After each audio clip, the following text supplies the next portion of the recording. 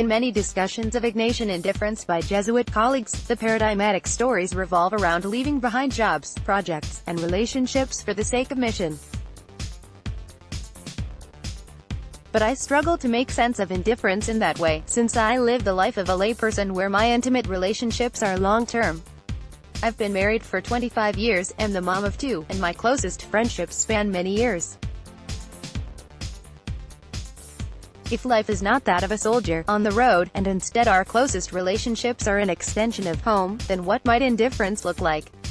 Mary can be a model of indifference in the context of long-term relationship.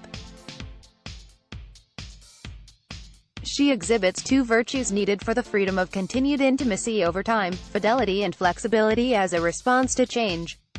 When we are flexible, we have the freedom to let go of particular moments or phases of relationships while still continuing in the faithfulness that love requires.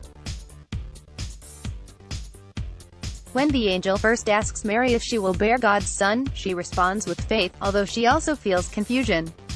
Mary has no idea of what this life that she has promised to God will entail, yet her promise does not require knowing in advance so much as adapting to the pushes and pulls of changing relationships. As Jesus grows older, and Mary witnesses his growth, ministry, and finally his death and resurrection, Mary remains faithful. But along with this fidelity is an ability to let go of different times in her relationship to her son. For example, when she and Joseph leave Jerusalem only to find Jesus has stayed behind in the temple, they must learn anew to love a dramatically changed Jesus. Mary's faithfulness is not limited to her family relationships, she is also a central presence to the disciples both in sorrow at the foot of the cross and in the joys of Pentecost.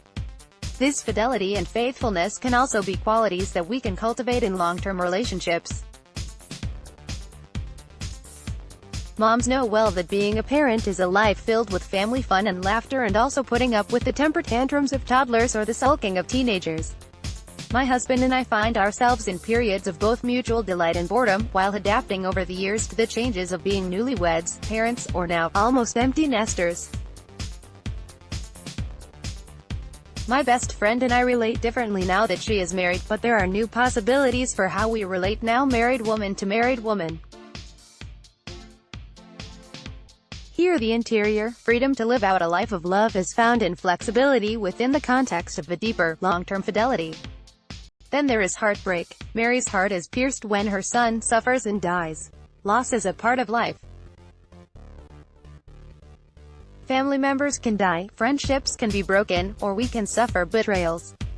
Here, too, Mary is a model. Mary loses Jesus not once, but twice, in his death and then again when he ascends into heaven, leaving her behind. Still, Mary remains faithful to God and does not abandon her faith. Instead, these piercings open her heart to greater compassion and faith.